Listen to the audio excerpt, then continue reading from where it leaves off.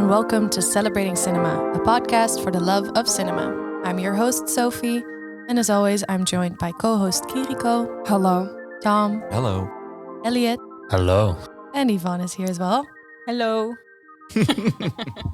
Coinciding with the release of his new film Killers of the Flower Moon, we have gathered today to discuss the man who is widely regarded as one of the most influential directors of our times, none other than Martin Scorsese. Is he still the man, and how will his new film fit into the rest of his works?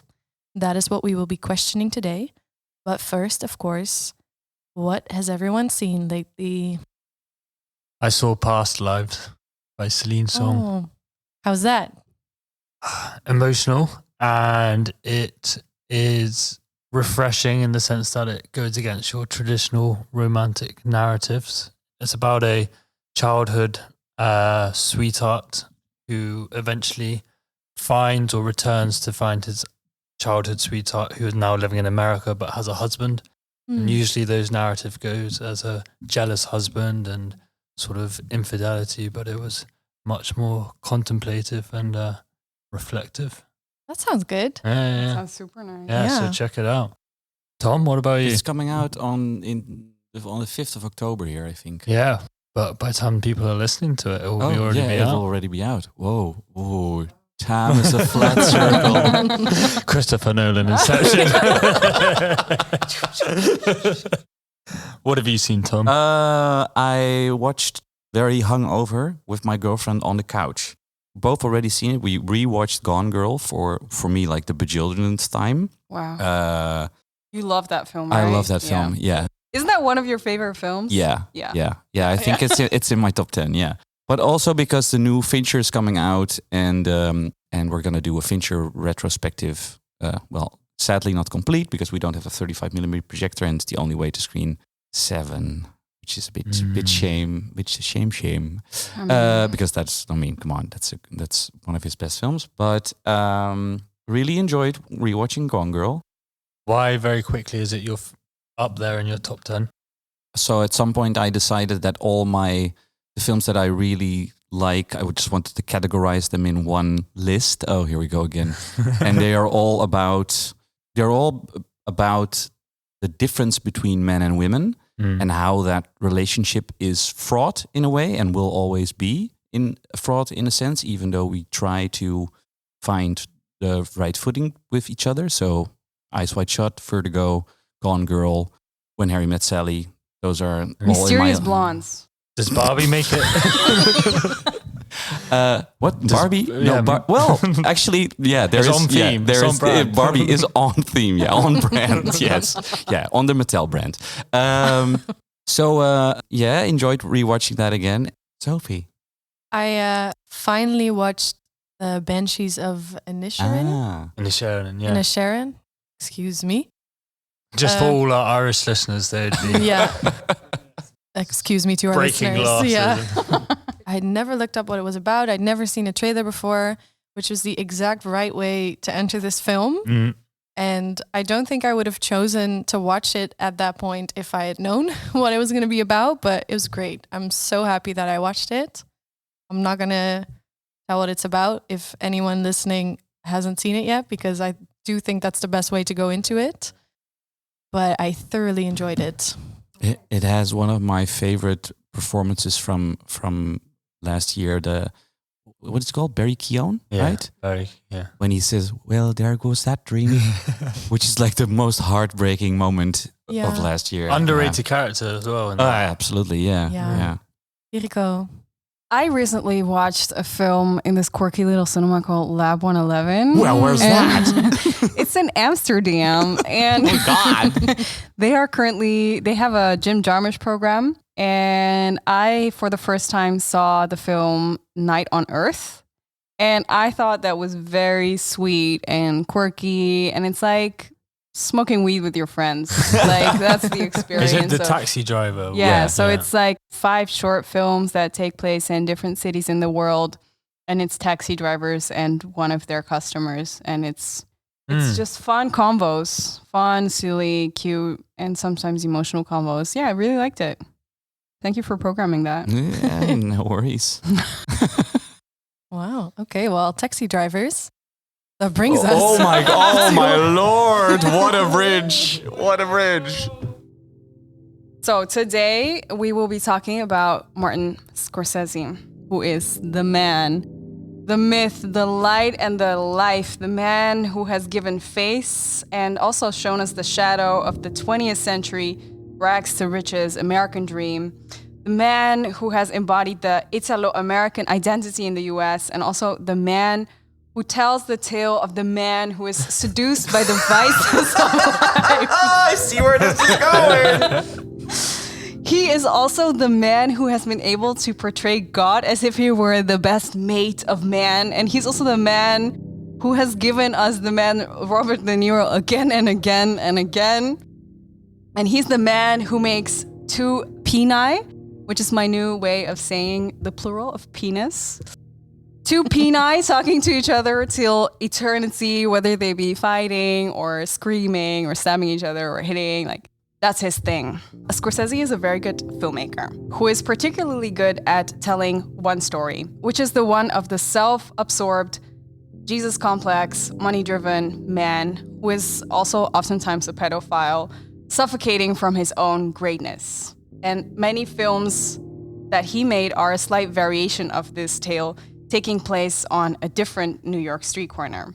Whether these men are either a gangster or a banker or a boxer or a driver or a combination of these professions, the men who are also oftentimes played by the same three people show the danger of what may happen if you as a man completely give in to the temptations of the greatest manifestations of manhood. It is not exactly that I admire him for this exact story. And somewhere in the past couple of years, I kind of stopped watching his newer films because they were just becoming longer and slower. And also the men are becoming a little bit older and therefore the action is slower. So my interest is a little lost there, but it's his slightly different peni film that I really appreciate. My personal favorite is The King of Comedy, which is a 1982 film with, yes, Robert De Niro playing a delusional, self-obsessed clown in New York. But the character has a sweet tenderness that you can really fall in love with. Now, I think with these films, my personal aversion is not necessarily the men, because Scorsese actually does a genius, great job in creating these characters. But it is more so that Scorsese feeds into a desire of his audience, who have so fallen in love with the lifestyle of these characters. And I think, therefore, I feel as if his films are sometimes wrongfully celebrated, as his critique on the lifestyles that his characters live are not always as clear, and therefore his films often remain as the celebration of vile living. Anyways, alongside making peni films, Scorsese is a true hero for founding the Film Foundation, which is a nonprofit organization dedicated to the film preservation and exhibition of restored and classic cinema. And I myself have discovered so much beauty thanks to his initiative. Maybe my personal problem is that I just don't enjoy listening to peni talking for a very, very, very long time.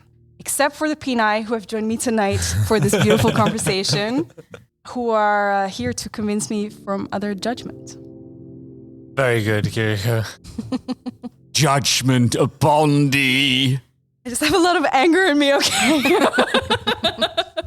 No, as I said, like I really admire what he does. And I think the story that he tells of this one man, this New York man, driven to madness, he does it like no other, that's for sure. But as I said, I feel like, so, you know, the boys around me who love Wolf of Wall Street love it for the wrong reasons. Oh, because, yeah. You know, and that is maybe a little bit upsetting.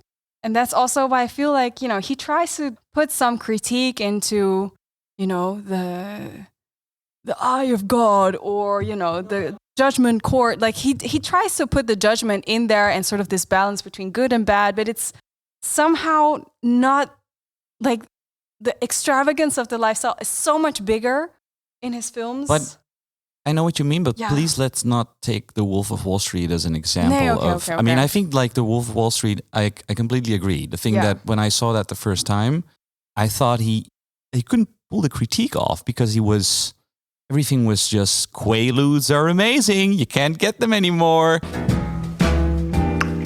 Yep. On a daily basis, I consume enough drugs to sedate Manhattan, Long Island, and Queens for a month. Okay, Mr. Jordan. I take Quaaludes 10 to 15 times a day for my back pain, Adderall to stay focused, Xanax to take the edge off, pot to mellow me out, cocaine to wake me back up again, and morphine, well, because it's awesome. More to make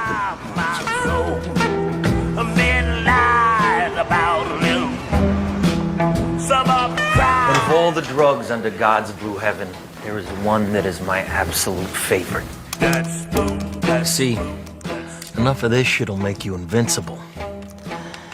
Able to conquer the world and eviscerate your enemies. Oh! And I'm not talking about this. I'm talking about this. See, money doesn't just buy you a better life, better food, better cars, better pussy. It also makes you a better person. You can give generously to the church or political party of your choice. You can save the fucking spotted owl with money. It doesn't, then it just becomes this, these guys are just terrible. Yeah. Just watching these terrible people, and they're not necessarily really being critiqued, they're also being praised. Or Yeah, they are. Yeah. But I mean, I think that not taking a side has been in all his films. For sure. About, I'm not going to do the penile thing because I don't necessarily think it's necessarily about that. From his background as a kid with asthma and not being able to read really well, and just the only thing that he had was church and cinema, I think that his entire filmography, it's the same story. Yes, it's the same redemption story of this douche who either ends up being a bit better or ends up just still being a douche, but living in a witness protection. But I think that what I wanted to say was that I think I agree with, even like in Taxi Driver, for instance, you sort of empathize with this dude that is clearly like an incel killing, kind of. Killing for a sex worker, but he's also sort of glorifying him as this angel of death, but it's still this guy who's clearly like lost his mind. I don't necessarily know how to, it's not balanced in a way, or maybe it is balanced, but it's fraught. I think like the subtlety of moral judgment that most of his films contain is beautiful in its subtlety, but so unseen. Like I feel like no one likes Scorsese for that. Like okay, you know what everybody likes him for the sort of kinetic. Everybody likes it for the penis. That's what I'm. I think it's very easy to watch a Scorsese film and then just enjoy it for what its face value is, without having to question or be confronted by. Yeah, violence is awesome. And it's sort of sad to judge a film based upon the way it's perceived by others, because that's not the way you should look at things. But I think that idea, or that at least glorification of Scorsese lifestyle that he shows in cinema, has ruined something for me. You know what I mean? Like, would it be fair to say he hasn't perhaps evolved in his storytelling? Not necessarily his film telling, but so he's telling the same stories, but you can look at the stories and they haven't really progressed. He tries different things also. Yeah. No, but like that's maybe narratively, but thematically he doesn't really try something different. Like it's gangster, right? I was like listening to some interviews, and he's very aware of the fact that it is the same redemption or lack of redemption character story that he's telling. There is a very clear through line, especially with Raging Bull. Jake LaMotta starts with him as this, what is it, like a comedian at that point, like this overweight guy who's lost everything, and then here's the story of this toxic guy who made his way through life. The end. Does he say why he keeps returning to it? So what I said about him being young is that he wanted to become a priest, but he couldn't become a priest, and he sort of lost faith in God as a child, or he lost faith in the workings of Catholicism, but he still very much enjoyed the stories. So I think that this is his way of still sort of conversing with faith and with redemption and things like that. And I think that's just his core. I mean, everybody in a sense has a core obsession, and this is clearly his core obsession. Yeah, I mean, it's like plenty of filmmakers do this. It's not as if before we were planning to do either Sofia Coppola or Scorsese for this episode, and they're more or less like doing the same thing in regards of storytelling and like vibes and whatnot. So I don't think he should be judged upon it, but maybe it's... And I must say that we're also sort of like the program that I'm now screening around the release of Killers of the Flower Moon. I mean, none of us have seen Killers of the Flower Moon, but apparently the female lead in that is very strong. But that's new. That's fresh. That's his second. We were talking about this earlier on, Elliot. So after his first film, which was Mean Streets. Mean Streets. Yeah. Mean Streets. He made Alice Doesn't Live Here Anymore, starring Ellen Bernstein, and the mother from The Exorcist. Yeah. Wow. And she won an Oscar for her performance, and it just focuses on a female lead. So it seemed very weird that you made such an early switch to that. But then and he also made, back. I think Boxcar Bertha is the movie after that. The films that are known most are most well known also due to the fact that they're like really energetic, kinetic, violent films like Goodfellas and Casino and whatever. But films like Kundun, for instance, or Boxcar Bertha or things like that are very different films. He's made stuff that hasn't been so critically appraised, that do veer into not just the terrible lifestyles of gangsters, and the asterisk is it's actually pretty awesome. So that's the thing. He's just not perceived in the right way. No. Or we're watching the wrong films. Well, no, I think it can still be their perception, but there's more to it. Yeah. Right? I think that's more like it. And I mean, also like The Last Temptation of Christ that we talked about before we started recording. That's a very different film. Yes, of course, it's about Jesus Christ. It's still a film about about dudes having issues with each other, but that's a very very different film. Yes, it is still about a redemption story of a guy. Yes, I see what's happening here. It's still his obsession. But I mean, it's not like... Martin Scorsese brings us a startling vision. An extraordinary story. The Last Temptation of Christ. Well, maybe with Tarantino, it's much more clear because all his films, in a sense, do line up more than some of the films that we're maybe not going to discuss about Scorsese.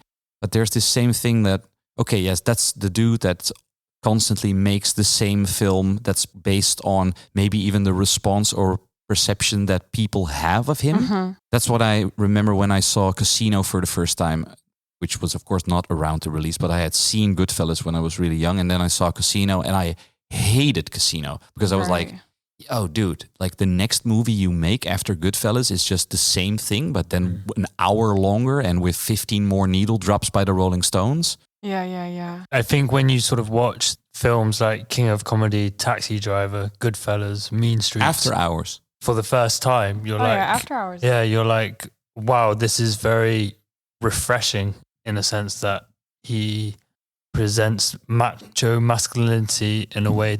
If you do read further than what he initially presents, it's much more darker than it's normally glorified. Yeah. But then it just becomes almost like he's flogging a dead horse by the more he does it. But what I do want to say is that apart from just the narrative or the themes that he actually portrays or the redemption story or whatever, yada, yada, yada, is the main attraction, I think, in his films, for me at least, is his way of filmmaking. Yeah. And the funny thing is that he's been very, how how shall I say? He's been very open about this. His best films only work due to the editing by Thelma Shoemaker. His editor is a woman who's been his editor for a very long time. They met together at film school, I think. Yeah. With Harvey Keitel. Does she do all his film? Yeah. Ah. Yeah. For ages. And she's a master. Like without her, his films wouldn't be this sort of have this kinetic energy that moves you in such a way. Like, I mean, not that I've ever done any drugs in my life, but the part in Goodfellas, Mom, if you're listening, the part in Goodfellas where Ray Liotta is completely coked up and he's like super stressed about that. He thinks the feds are on his ass. The editing in that scene or in that part, because he thinks he's being followed, is just like the paranoia of having this massively induced paranoia coke trip. There's this sort of visceral experiences that some of his films have. And that is Thelma Shoemaker, 100%. Never rat on your friends and always keep your mouth shut. As far back as I can remember, I always wanted to be a gangster. Hey, Mom, what do you think? You look like a gangster. By the time I grew up, there was $30 billion a year in cargo moving through Idlewild Airport. Believe me, we tried to steal every bit of it. What do you do? I'm in construction. He's not Jewish. Mazel tov. For most of the guys, killings got to be accepted. Hey, Henry, here's an arm. Very funny, guys. Here's a leg. Here's a wing. What do you like, the leg or the wing?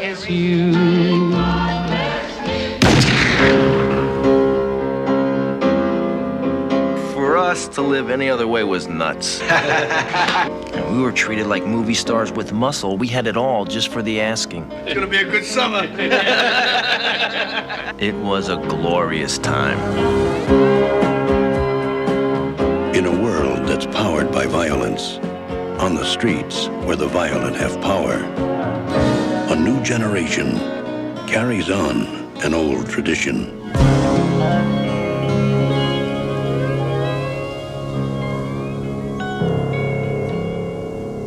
One beautiful scene in Raging Bull where he wins like fight after fight, where it's just a montage of him fighting and winning in life in general. So beautiful.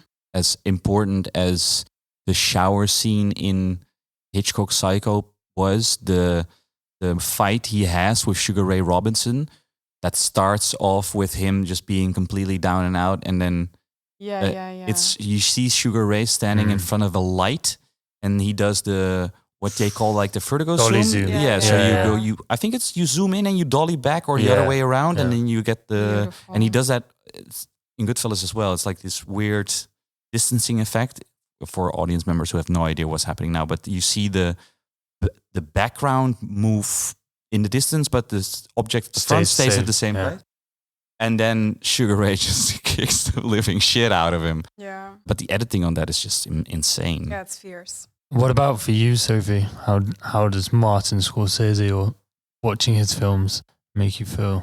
I'm pretty new, I have to say. I haven't seen a lot of his films. I have seen Wolf of Wall Street and Shutter Island.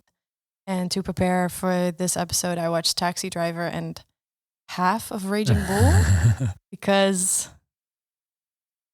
I definitely see what you talk about, and I've read about his films where he portrays these incredibly toxic masculinity, and not necessarily in a way that indeed celebrates it, but asks the audience to judge it and whether it can be forgiven or not. And as I was watching Raging Bull, I was just like, I am not in the mood for this. I can see that it's definitely a very well-made film, but it just made me kind of nauseous. I was like, why am I the one who has to judge this character? I'm not up for it right now. And I'm definitely gonna continue watching it. If not for the filmmaking, then for the fact that I rented it for €4. So I'm going to watch it before the renting period is up. I heard it's going to be in the cinema soon, though. So. Yeah. 4K restoration. €4 restoration. Yeah. No, but I don't know. I'm still figuring out. Taxi Driver I like better. because it was a bit more soft in a way, I would say, than Raging Bull. De Niro. In Bang the Drum Slowly, the critics called him a brilliant new talent. After Mean Streets, they said he was a genius. For his performance in The Godfather Part 2, they gave him the Academy Award. Come on, man. Just get me out of here, all right? Now, Robert De Niro creates a terrifying portrait of life on the edge of madness. Tabby, just forget about this. It's nothing. Taxi Driver, a film by Martin Scorsese. Yeah, people do anything in front of a taxi driver. I mean, anything. People too cheap to rent a hotel room. Oh, driver, hurry up, will you? People want to embarrass you. It's like you're not even there. It's like, you know, like a taxi driver doesn't even exist. This city here is like an open sewer, you know? It's full of filth and scum. I think I know what you mean, Travis. But it's not going to be easy. There's something very cute in Taxi Driver. Yeah, I mean, the yeah, relationship horrible. between... Oh, and by the way, Jesus Christ. Is like Jodie Foster, is she like 14 She's years old? 14. Yeah, 14. Holy shit. Yeah. How can you act like that when you're 14? Yeah, that's crazy. That's like Natalie Portman in Leon levels of insanity. Like Natalie Portman was playing a child, and then Jodie Foster is not, but she does it so Yeah. like as if she's just 24. Yeah. Yeah, but there's something sweet in his stupidity as well. I mean, it's a bit sad that he wants to kill a senator, but For sure. And then is like, what's the word? Heroicized for Yeah. just going on a killing spree when that doesn't happen. yeah. No, I'm still kind of finding how to sort of add his films together with my female rage. I don't know how it adds together yet. I really want to talk about my favorite film, King of Comedy. And what I'm thinking as I'm sitting here now, well, maybe this is my big break. This is my big chance. You know what I mean? You don't just walk onto a network show without experience. Now, I know it's an old hackneyed expression, but it happens to be the truth. You got to start at the bottom. I know. That's where I am, at the bottom.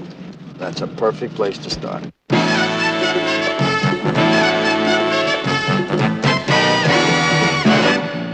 So will you please give your warmest greetings to the newest King of Comedy, Rupert Pupkin. His name is Rupert Pupkin. He lives in a world of make-believe. Oh, Jerry, I love this guy. Always coming up with these great lines. I love him. Nobody can remember his name. Mr. Pipkin. Mr. Pupnik. Mr. Puffer. Rupert. Pupkin, Pupkin. But by 11:30 tonight, the whole world will know that Rupert Pupkin is the new King of Comedy. Robert De Niro, Jerry Lewis, in a Martin Scorsese picture. The King of Comedy. I like fucking love that film. Like, it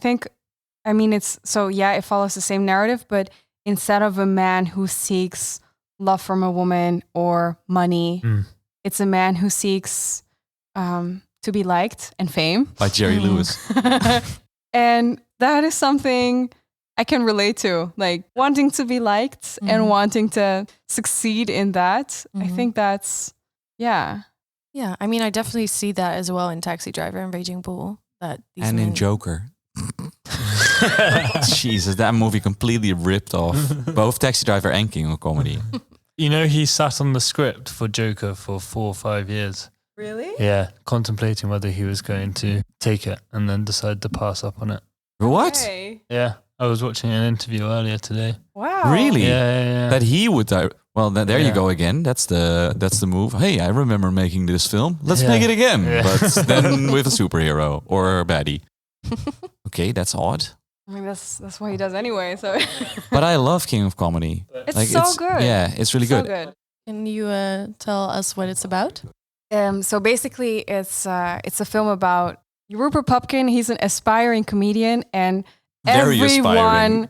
who he meets pronounces his name wrong. So like that already says how much you can forget him. And he has this lifelong dream of standing in front of a laughing audience, and he has his whole repertoire ready. He prepares it every day. He He lives at home with his mum, and he sort of recreated the TV set stage of the host speaker, which is Jerry Lewis, right? A very famous American comedian, and the co-host, and like has the cues for people to laugh and people to clap, and he sort of intimates or recreates what it would be like if he was on TV, and it then sort of spirals, right? Yeah, it spirals. It spirals hard. Yeah. I was listening to an interview with Scorsese, and he said, like, yeah, in a sense, I thought that Rupert Pupkin was maybe even more dangerous than Travis Bickle in Taxi Driver. Taxi Driver, Travis, Rupert, the isolated person. Is Rupert more violent than Travis? Maybe. Therefore, for me, the whole movie, every scene, had levels of hostility as to how he was expressing this hostility. Thank you very much. When Jerry finds a moment, good. Thank you. When will that be? Particularly, the key scene for me is Shelley Hack and De Niro, where she comes out and tells him about his tape. And he has one line, which I thought was always very important. Excuse me, but are you speaking for Jerry? May I ask you a question? Yes. Are you speaking for Jerry? Yes, I am. Because that's a pretty hostile line. That means, like, who the hell are you? You don't know what goes on between Jerry and me. You're just a lackey. I don't have faith in your judgment. Well, I'm sorry that you feel that way. But it's a very moving thing, particularly when the security guard comes to take him out. Please, I'm waiting for Jerry. It's personal. We'll talk about that outside. Please, sir, take it. I know he's expecting me. Is very moving because he tries to be nice, but he's really hostile. He's really got bad intentions. Well, I find that strange, you know. But it's typical. Because that's the way they treat even you. Because I'll let you in on a little secret. That's the way they treated me. Because you want to let all those kids in high school who didn't like you and those teachers who didn't like you know that you are really a great person and they were wrong. None of us dreamt that he would amount to a hill of beans, but we were wrong. And you, Rupert, you were right. You have a value that they didn't see, that you know you had. It's like some childish fantasy. We'd like to apologize to you personally. But I think that's the poignancy, the living out of the fantasies and Rupert wanting to be justified in the face of his high school principal. And to beg your forgiveness for all the things we did to you. Yeah, and maybe the same as Taxi Driver. He's very likable, like very scary, but also you feel so bad for him and you want to give him the chance of fame. Whereas, you know, Robert De Niro in Raging Bull, I mean, go die, you know, like. Sorry, but he's such an ass, like, you know. It's like, a biopic. Does that help? Or is it who? worse that this terrible man actually existed? What was the boxer's name? Jake LaMotta. I mean, no, like, as the moral judge of an audience, what is the position that I am put in watching all his films? With Jake LaMotta, I'm like, yes, go die. Like, you don't deserve any of this. I think that's definitely how he made the film. He didn't ask us to empathize with him in any way. No. Of course, yeah, sure. Yeah, no. that's not like, what I meant. There's nothing likable about him. No. Okay, so that hits at something very interesting. Is it okay that these films are made? Oh, hell yeah. Because you mean about real people or just in general? I think this question is different. About deplorable men. Girl talk. Hey, Yvonne. I feel like everybody should be represented on the screen, whether they're good or bad. You know, like it's also just good for everybody to see. Now, they're really terrible men. And I don't think that in Taxi Driver he is likable at all. I think he's a terrible person. And I didn't feel that empathy towards him at all. So the way you hate the boxer, I just hate him like with such a passion. No, they do deserve to be made. Like I think every story should be told. Yeah, because I think it would be terrible to have is that we would move into a situation of filmmaking where we don't tell stories that make us feel queasy. I would hate cinema to move towards a point where we make films about characters that we can only empathize with. I would never watch only that. I think it's completely okay that I think it's good that these films are made, and especially because he made them in such a way where he's not necessarily judging these characters himself, but asking the audience to judge them for yourselves. But then I also think it's totally okay to just not empathize with them and not like the film and maybe not watch them. Oh no, sure. Like, I mean, to each his own. Yeah. I would just like to hate them like a little bit more. No, wait, let me explain. Oh, please explain. What I'm trying to say is, like, they're on the edge of likability, oftentimes. Yeah. I know what you mean. I would like. But I mean, come on, like Joe Pesci stabbed somebody in the neck with a pen. There's no way that you can empathize with him. No, but like, I agree. It's annoying that, like, for me, I really don't empathize with these people. What I empathize with is the filmmaking, and what I enjoy is that I'm being sort of sucked into this sort of hyper real world where, I mean, these people are terrible, but it's not still sort of nice to be in that world, but then not care for those people. But I mean, do we really need more moral judgment? Like Yuriko says, like I want to hate them more.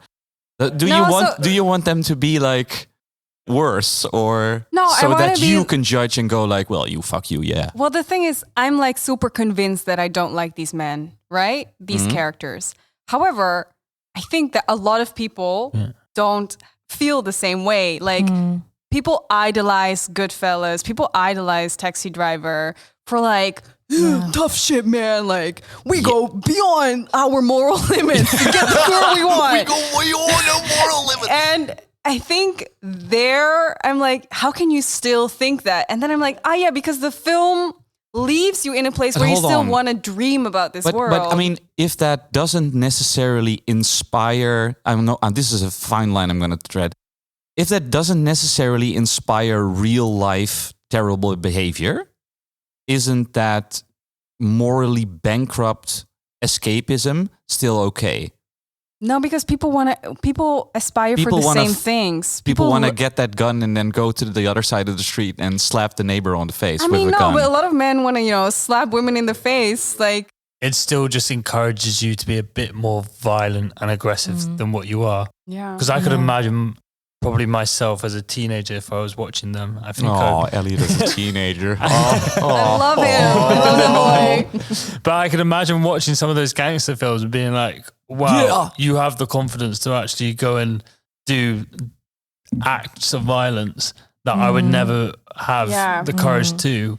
That could then also affirm, if they can do it. Oh, come on, Elliot. Yeah, of course. As somebody from Britain, you now sound like somebody on the rating board for A Clockwork Orange. No. Like, remember when? Yeah, this is like Martin Scorsese needs to pull these films from circulation because they are inspiring real life violence. But it's not saying it's inspiring real life violence or that it causes. But I think I know what you mean. Exactly. It just normalizes a little bit more. I know what you mean. It is a fine line. It is a fine line. Yeah. And I mean, there will always be it's newsflash, there will always be terrible people.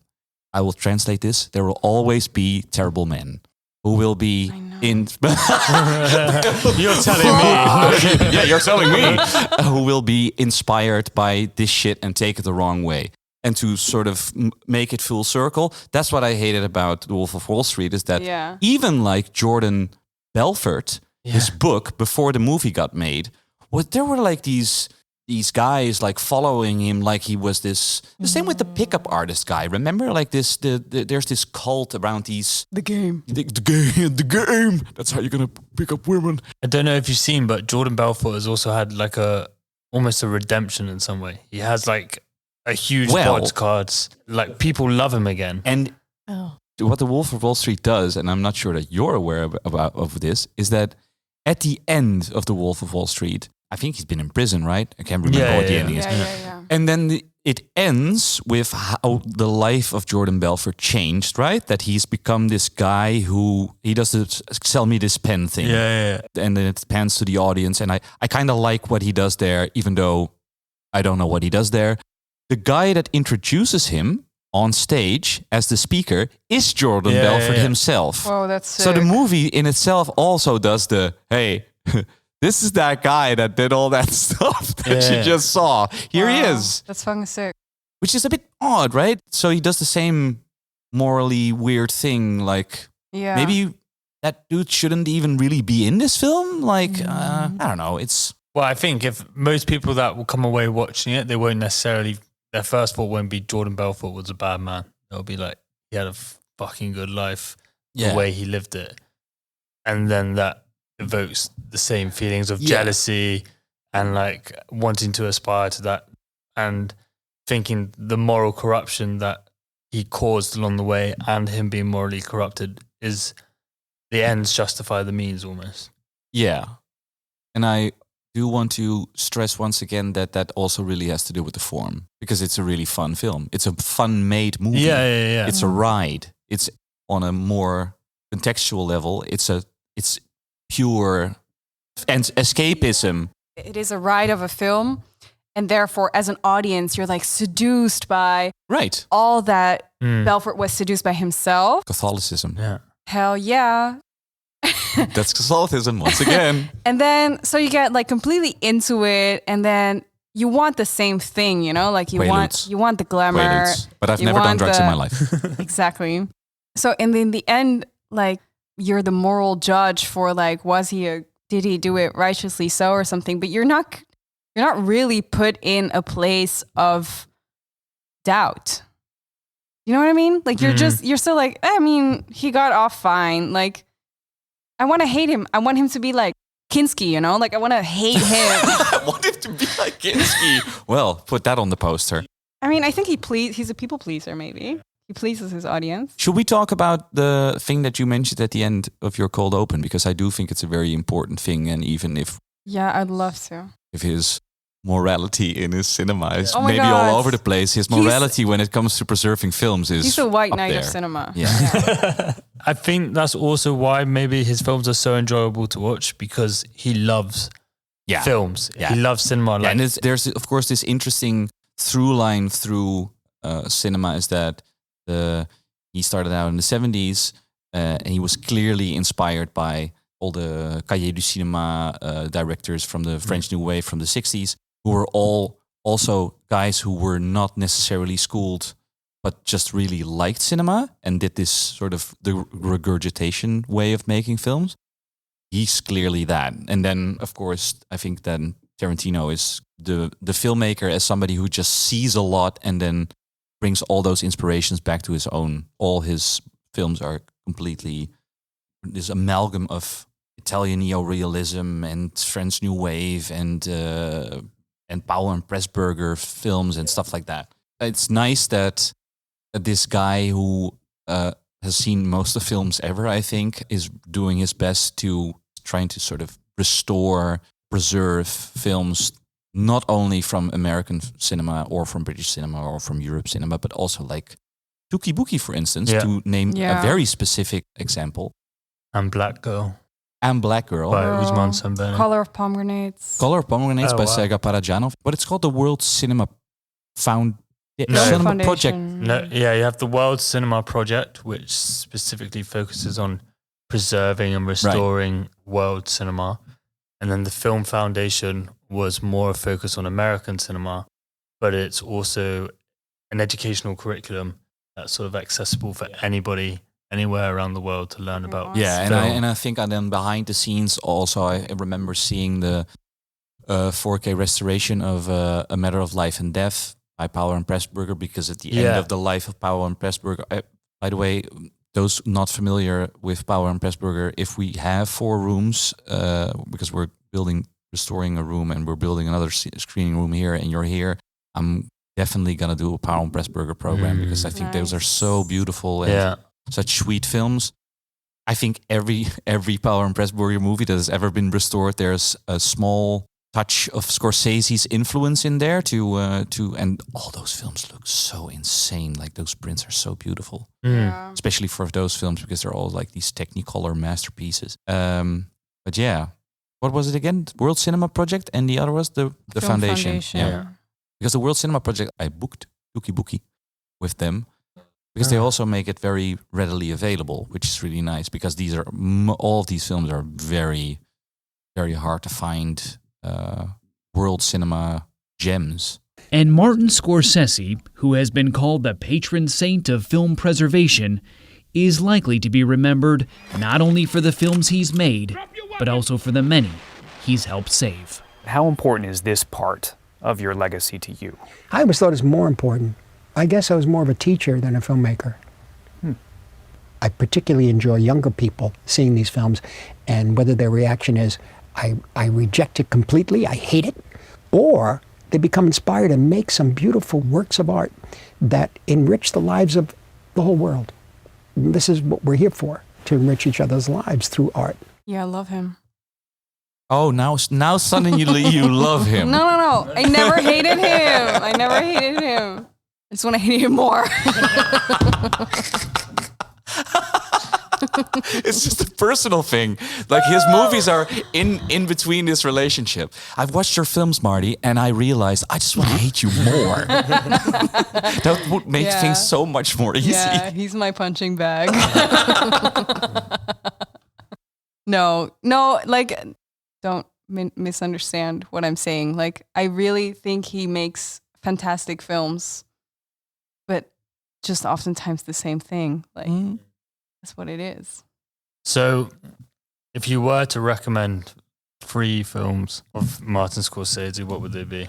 First of all, King of Comedy, and I love Raging Bull, and Goodfellas. Yeah.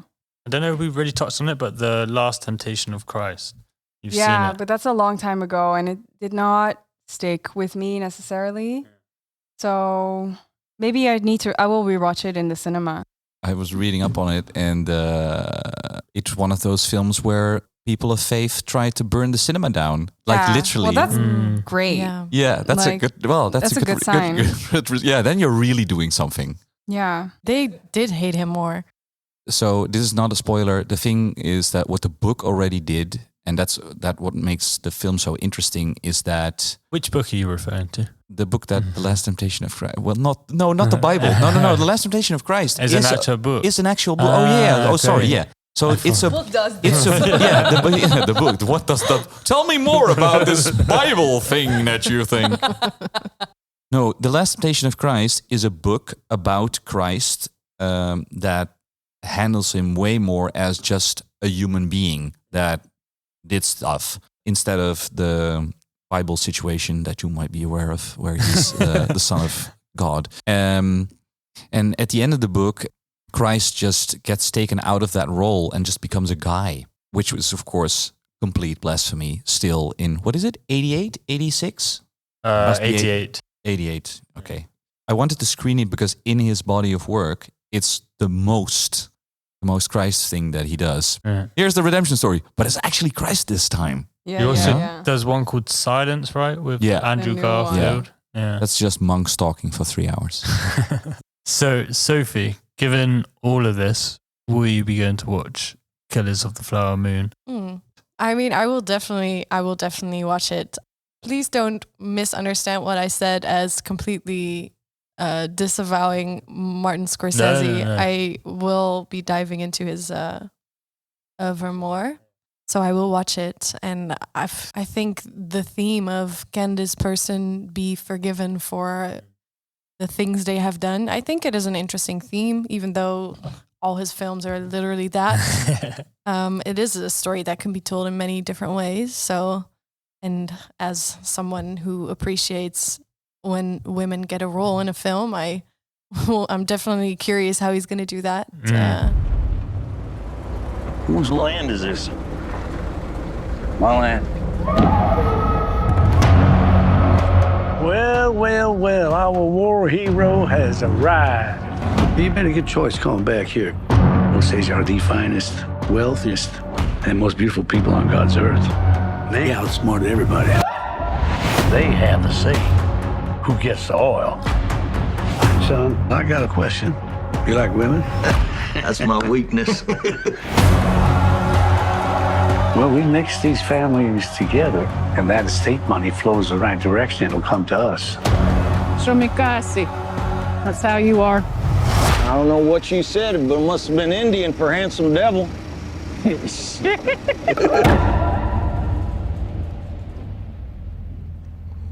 Why did you come here?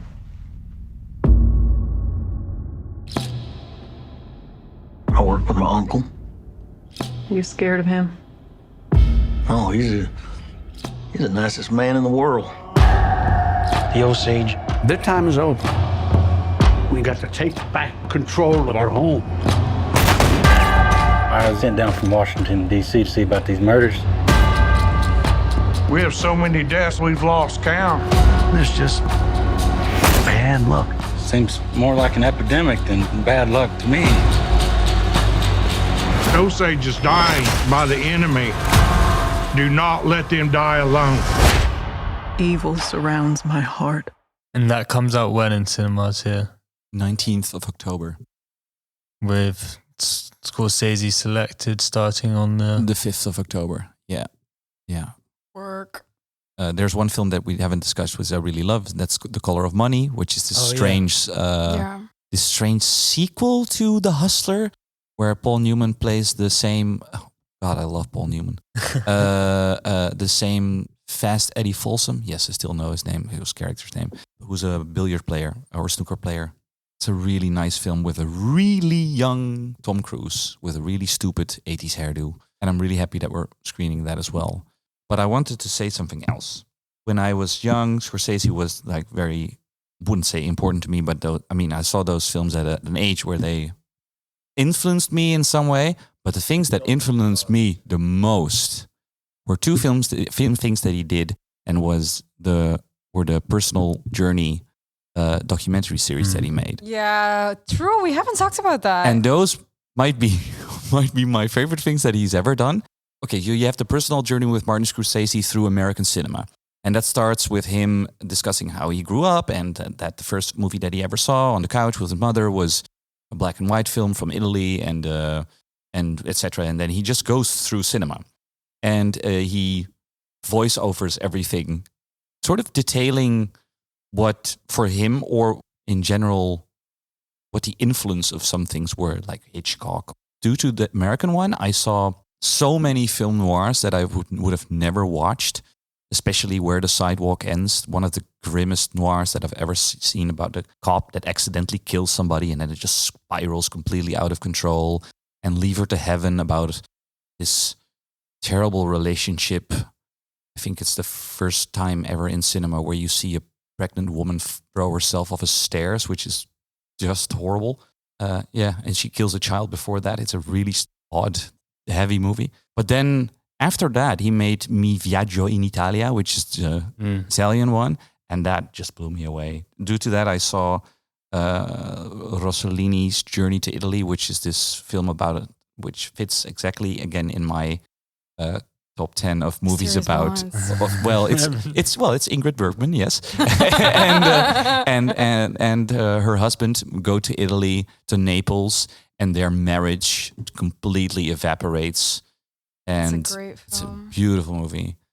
But those two things, and I'm not sure that they must be on YouTube or something, or you could find them. But if you just want to not watch film, but want to sort of, kind of be taught by a guy that knows a bit about it, it's really nice. The guy said, "Look, Mr. Ford, what can we shoot out here?" And Ford replied, "What can we shoot? The most interesting and exciting thing in the whole world. A human face. I find that over the years, many films address themselves to the spiritual side of man's nature. From Griffith's film Intolerance, to John Ford's The Grapes of Wrath, to Hitchcock's Vertigo, to Kubrick's 2001, and so many more. It's as if movies answered an ancient quest for the common unconscious. They fulfill a spiritual need that people have, to share a common memory." And also shout out to his mom. Yeah, shout out to his mom. Love his mom. It's one dog looking west and the other dog is looking east. What's the problem? For reference, they feature in a lot of his films, right? Yeah. They have short cameos. The thing in Goodfellas is just amazing. Supposedly, she just puts her in the scene at the table with the actors. They just improvise. They just start talking. Yeah. And she just goes off like, "Guys, did you eat? No. Yeah. Do you have a girl now, Joey? My mother acts in them a number of films, particularly in Goodfellas in 1989, 1990. And to her, she perceived it as my son's making a film, and these are my son's friends. It wasn't De Niro, it wasn't Joe Pesci, it wasn't, the level of these incredible actors. It was literally my son's friends. They knew each other very well. Katie had cooked endlessly for them. So they were very comfortable all together. And then at one point, the only direction he gave her was pick up the painting, Mother. Right? So she picked up the painting and then she improvised the great lines. One is going east and the other one is going west. So what? He would never really direct her. He would just put her in the scene because he knew she was the perfect thing to make Bob and Joe improvise together. And you get yourself a nice girl. I get a nice one almost every night, Ma. Yeah, but get yourself a girl so you could settle down. That's what I mean. settle down almost every night, but then in the morning I'm free. I love you. I want to be with you. If our conversation has made you full and well prepared for, or maybe confused and looking for answers about Scorsese's films, you can experience them in full cinema experience for yourself through Lab 111's Scorsese Selected program in cinema starting the 5th of October. Showtimes and tickets can be found on lab111.nl/Scorsese. Has this episode given you a taste for exploring more auteur cinema?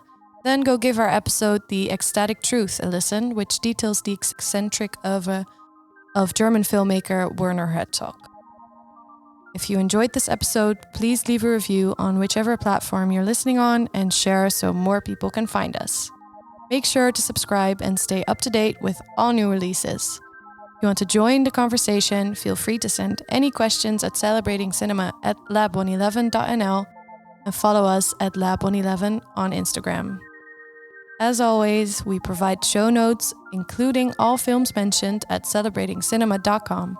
This was a Lab 111 production, edited and produced by Elliot Bloom, music from Hugo Emmerzaal, and artwork by Studio FFF.